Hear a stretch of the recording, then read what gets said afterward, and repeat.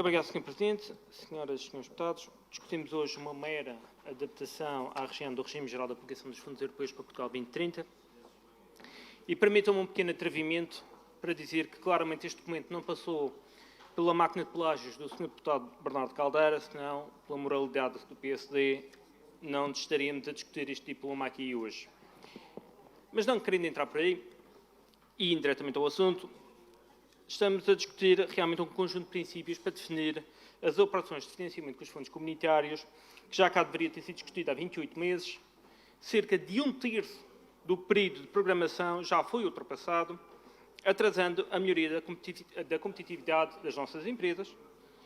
E aqui o Sr. Secretário referiu que os atrasos são normais, mas são os próprios consultores, e refiro-me, por exemplo, à Associação de Consultores de Investimento e Inovação de Portugal, que denunciam as dificuldades de sustentabilidade e a perda de rendimentos dado este atraso.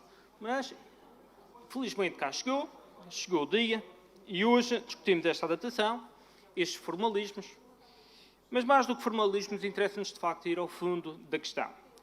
Qual o verdadeiro interesse dos nossos cidadãos?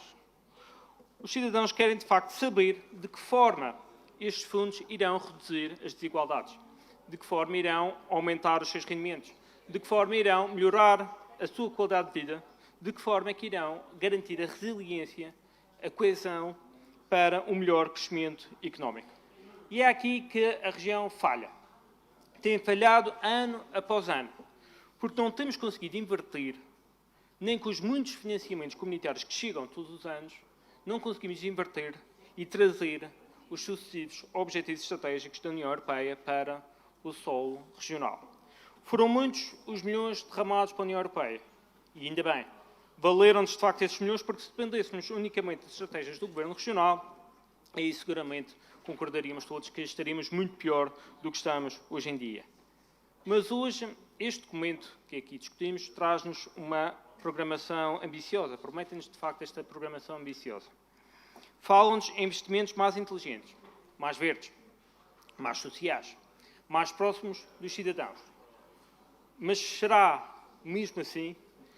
Porque não podemos deixar de dizer que, até há bem pouco tempo, foram poucos os financiamentos que efetivamente tiveram à mão do comum cidadão. E basta consultar os cidadãos. A maior parte relatam as suas experiências e falam de falta de apoio na instrução de processos para candidaturas elegíveis. Falam de processos particularmente exigentes e complexos. Falam do excesso de burocracia. E, de facto, na Madeira, há uma ideia peregrina de associar a burocracia destes financiamentos à boa gestão dos fundos comunitários.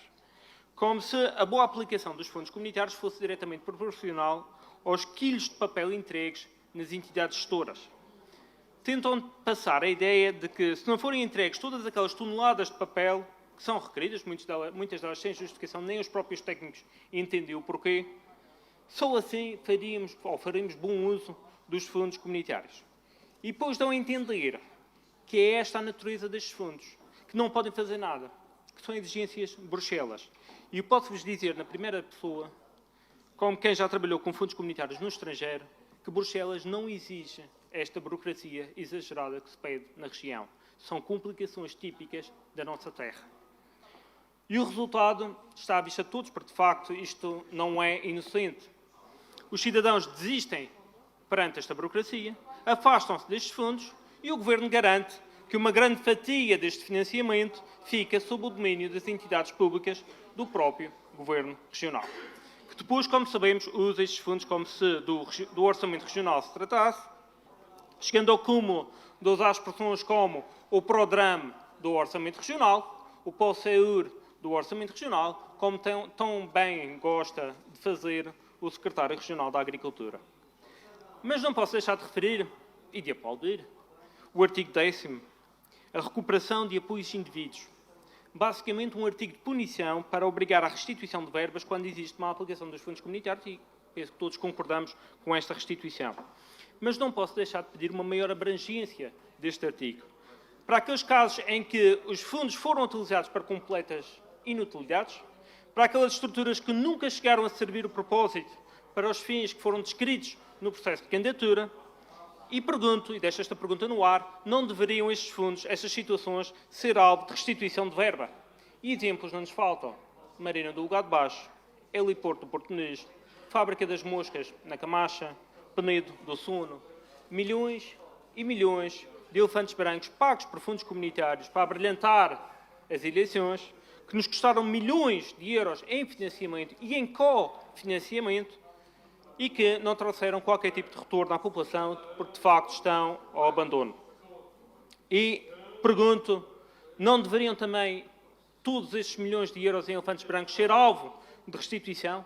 Não deveria de haver punição para quem usou este dinheiro, para quem gastou este dinheiro? Não deveriam os governantes que usaram e abusaram deste dinheiro público, deste financiamento comunitário, que também é do nosso bolso, também vem do bolso dos contribuintes, para as asneiras que durante anos continuaram a endividar a região e que continuarão certamente a endividar a região para os anos futuros. E termino com esta nota de que os fundos comunitários são de facto uma grande vitória, mas não podemos admitir que o nosso dinheiro, o dinheiro dos contribuintes, o dinheiro dos madeirenses e dos porto-santenses continue a ser usado para satisfazer atos eleitorais. E de uma vez por todas apelamos a que exista responsabilização política em relação a esta matéria. Muito obrigado.